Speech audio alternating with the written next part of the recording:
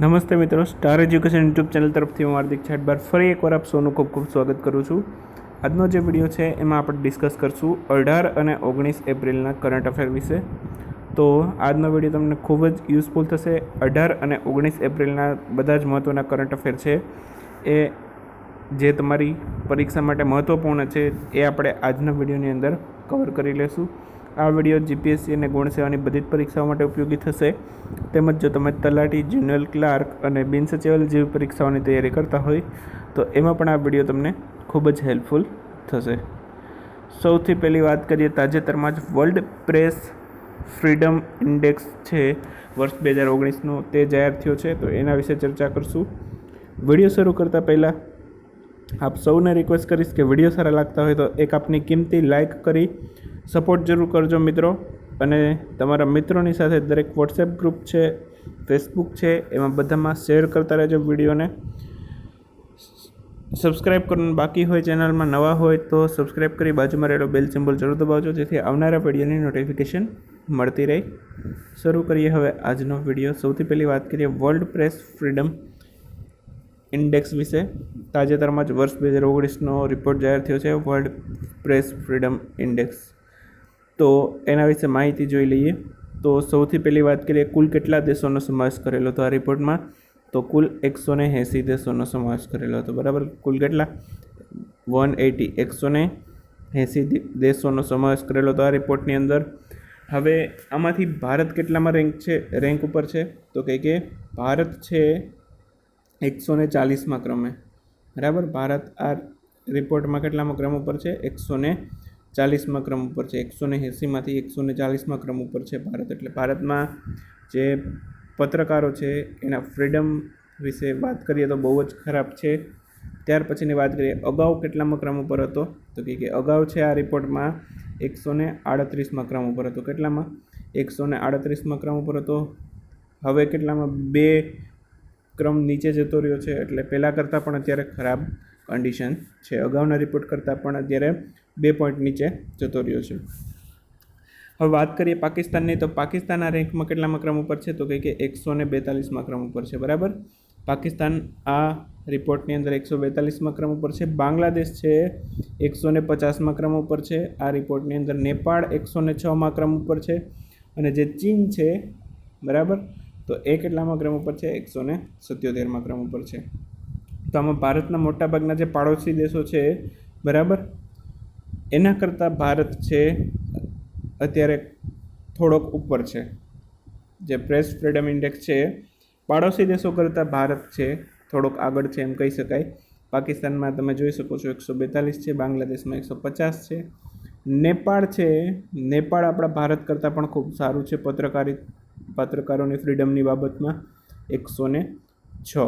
બરાબર, અને ચીન સાવ છેલ્લે છે, કેમ કે ત્યાં ચીનમાં તો મીડિયા જ છે, જે મીડિયાને પોતે સરકાર જ કંટ્રોલ કરે છે, એટલા માટે ચીનનો નંબર છે બહુ ખરાબ છે. બરાબર, આ રિપોર્ટમાં સૌથી ખરાબમાંથી ખરાબ કામ હોય તો કયા દેશનું? તો કે તુર્કમેનિસ્તાનનું. 180માંથી 180માં ક્રમ ઉપર આવે છે તુર્કમેનિસ્તાન. એટલે ત્યાં રિપોર્ટરોને જરાય ફ્રીડમ મળતી નથી એવું કહી શકાય આ રિપોર્ટ ઉપરથી. બરાબર, અને ભારતમાં પણ એક આ રિપોર્ટની અંદર એવો ઉલ્લેખ પણ કરેલો છે કે ભારતમાં પણ જે પત્રકારો છે એના ઉપર ફિઝિકલી એટેક થાય છે, તેમજ મેન્ટલી પણ એટેક કરવામાં આવે છે, ટોર્ચર કરવામાં આવે છે. બરાબર, ઇન શોર્ટ ધમકીઓ અને એવું બધું દેવામાં આવતું હોય છે પત્રકારને. બરાબર, તો પોલિટિશિયન્સ દ્વારા હોય કે પછી ક્રિમિનલ્સ દ્વારા પણ હોઈ શકે છે આ બધું. બરાબર, તો આ પત્રકારોને વ્યક્તિગત રીતે પૂછીને આ રિપોર્ટ તૈયાર થતો હોય છે. બરાબર, આમાં પત્રકારોનું પત્રકારિત્વ ઉપર રિપોર્ટ નથી બનતો, પત્રકારોની ફ્રીડમ ઉપર રિપોર્ટ બને છે. એટલે એ લોકો પત્રકારોને પૂછે છે, બરાબર, કેવી ફ્રીડમ છે તમારી કન્ટ્રીમાં, એના ઉપરથી આ રિપોર્ટ આખો તૈયાર થતો હોય છે. ત્યાર પછી વાત કરીએ તો આ રિપોર્ટની અંદર પહેલા, બીજા અને ત્રીજા ક્રમ ઉપર કોણ કોણ છે એના વિશે થોડીક માહિતી જોઈએ. તો પહેલા ક્રમે કયું કન્ટ્રી આવે છે? નોર્વે. બરાબર, બીજા ક્રમે આવે છે ફિનલેન્ડ અને ત્રીજા ક્રમે આવે છે સ્વીડન. તમે જોઈ શકો છો બધા નાના નાના કન્ટ્રી છે જે આગળ છે આ રિપોર્ટની અંદર. બરાબર, કેમ કે મોટા મોટા દેશો છે ફ્રાન્સ, રશિયા, એ બધામાં ટૂંકમાં સરકારનો થોડો ઘણો તો હસ્તક્ષેપ હોય છે મીડિયા ઉપર, એટલા માટે. બરાબર, અને પાકિસ્તાન વિશે પણ એવું લખેલું હતું કે મિલિટરી દ્વારા મીડિયાને કંટ્રોલ કરવામાં આવે છે. આ રિપોર્ટની અંદર એવો બધો ઉલ્લેખ કરેલો હતો. બરાબર. ત્યાર પછીની વાત કરીએ તો ફરી એકવાર રિપીટ કરી લઈએ. કુલ 180 દેશો હતા, એમાંથી ભારતનો ક્રમ છે 140માં. અગાઉ હતો 138માં ક્રમ ઉપર, હવે 2 પોઈન્ટ ડાઉન થઈ ગયું છે, એટલે 140માં ક્રમ ઉપર જતો રહ્યો છે. ત્યાર પછીની વાત કરીએ, પાકિસ્તાન 142માં, બાંગ્લાદેશ 150, નેપાળ 106 અને ચીન છે 177માં ક્રમ ઉપર. તુર્કમેનિસ્તાન 180માં ક્રમ ઉપર અને પ્રથમ ક્રમ ઉપર કોણ છે? નોર્વે. બીજા ક્રમ ઉપર ફિનલેન્ડ અને ત્રીજા ક્રમ ઉપર સ્વીડન. બરાબર. તો એટલી વસ્તુ છે તમારે યાદ રાખવાની છે. ત્યાર પછીની વાત કરીએ વર્લ્ડ હેરિટેજ દિવસ વિશે. વર્લ્ડ હેરિટેજ દિવસની વાત આવી છે તો તાજેતરમાં જ એક ઘટના બની હતી. બધાને યાદ હશે, અગાઉના જો કરંટ અફેર તમે રેગ્યુલર જોતા હશો મારી ચેનલ ઉપર, તો નોટ્રે ડેમ નામની જે વર્લ્ડ હેરિટેજ સાઇટ હતી ક્યાં આવેલી છે? ફ્રાન્સના પેરિસમાં. તો તાજેતરમાં જ એમાં આગ લાગવાના કારણે મોટાભાગની જે વર્લ્ડ હેરિટેજ સાઇટ હતી ડેમેજ થઈ ગયેલી છે. બરાબર. ટૂંકમાં હવે એને રિકન્સ્ટ્રક્શન માટે પણ ઘણો બધો સમય લાગી જશે, ઘણા બધા વર્ષો લાગી જશે. જુદા જુદા કન્ટ્રીએ છે સ્ટેટમેન્ટ પણ આપેલું હતું એના માટે. બરાબર. તો નામ યાદ રાખવાનું છે. નોટ્રે ડેમ નામની વર્લ્ડ હેરિટેજ સાઇટ હતી, ફ્રાન્સના પેરિસમાં આવેલી છે. તો નામ પણ પૂછાઈ શકે, ક્યાં આવેલી છે એવું પણ પૂછાઈ શકે પરીક્ષા માટે. હવે વર્લ્ડ હેરિટેજ દિવસની વાત આવી છે તો ક્યારે ઉજવાય છે? તો કંઈ કે 18 એપ્રિલ. ગુજરાતીમાં કહીએ તો વિશ્વ ધરોહર દિવસ તરીકે પણ ઓળખાય છે, અથવા તો વિશ્વ વિરાસત દિવસ તરીકે પણ ઓળખાય છે. બરાબર. જે રીતે પરીક્ષામાં પૂછાય એ રીતે ક્યારે ઉજવાય છે? તો કે 18 એપ્રિલ. આ દિવસને બીજું પણ એક નામ ઇંગ્લિશમાં આપવામાં આવેલું છે, international day for monuments and sites. બરાબર. International day for monuments and site એવું પૂછાય કે આ દિવસ ક્યારે ઉજવાય છે. બરાબર. તો એ પણ ક્યારે ઉજવાય છે? 18 એપ્રિલના રોજ. બરાબર. જે લોકો રેલવેની તૈયારી કરે છે એ લોકોએ ઇંગ્લિશમાં પણ નામ યાદ રાખવું જરૂરી છે. બરાબર. હવે આ વખતની વર્ષ 2019ની થીમ શું હતી? તો કે રૂરલ લેન્ડસ્કેપ. બરાબર. રૂરલ લેન્ડસ્કેપ આ વખતની થીમ હતી. શરૂઆત ક્યારથી થઈ હતી? 1983થી. યુનેસ્કો છે, યુનેસ્કો દ્વારા 18 એપ્રિલના દિવસને વિશ્વ વિરાસત દિવસ તરીકે ઉજવવા માટેની મંજૂરી આપવામાં આવેલી હતી. હવે વાત કરીએ ભારતમાં કુલ કેટલી વર્લ્ડ હેરિટેજ સાઇટ છે? તો ભારતમાં છે 37 વર્લ્ડ હેરિટેજ સાઇટ. પ્રશ્ન આવો ઘણી વખત પૂછાયો છે. વર્લ્ડ હેરિટેજ સાઇટ વિશે પણ થોડું ઘણું આપણે માહિતી મેળવીએ છીએ. બરાબર. તો ભારતમાં કેટલી છે? તો કંઈ કે 37 જેટલી સાઇટ છે. બરાબર. વર્લ્ડ હેરિટેજ સાઇટ ભારતમાં કેટલી છે? તો કંઈ કે 37. ગુજરાતમાં કેટલી છે એવો પણ પ્રશ્ન પૂછાયો છે, તો યાદ રાખજો 3. સૌથી પહેલી ગુજરાતમાં કઈ વર્લ્ડ હેરિટેજ સાઇટ નામ આપવામાં આવેલું હતું? સૌથી પહેલું અને સૌથી છેલ્લું આ બંને પરીક્ષામાં પૂછાયા હતા. તો સૌથી પહેલું કયું હતું? ચાંપાનેર. વર્ષ 2004માં એને વર્લ્ડ હેરિટેજ સાઇટ ડિક્લેર કરવામાં આવેલી હતી. ત્યાર પછી બીજી ક્યારે ડિક્લેર થઈ? વર્ષ 2004માં. વર્ષ 2014માં. વર્ષ 2014માં.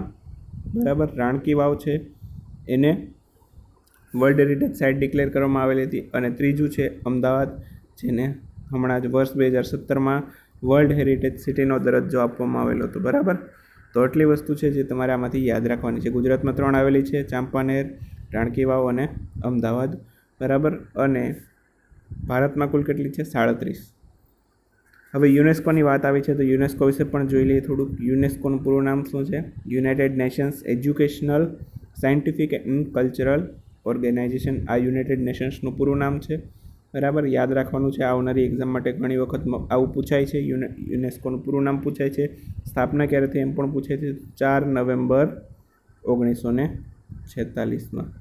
બરાબર. ત્યાર પછી વડું મથક ક્યાં આવેલું છે? ફ્રાન્સના પેરિસ ખાતે. અને વડા કોણ છે? ઓદ્રે અઝોલે. હવે વાત કરીએ તાજેતરમાં સુનિલ લાંબા છે આપણા નૌસેનાના હાલના વડા. બરાબર. જે 3 દિવસની વિદેશ યાત્રા માટે ગયા છે. કયા દેશમાં ગયેલા છે? થાઈલેન્ડ. થાઈલેન્ડમાં 3 દિવસની વિદેશ પ્રવાસ માટે, વિદેશ યાત્રા માટે ગયેલા છે નૌસેનાના વડા સુનિલ લાંબા હાલના. બરાબર.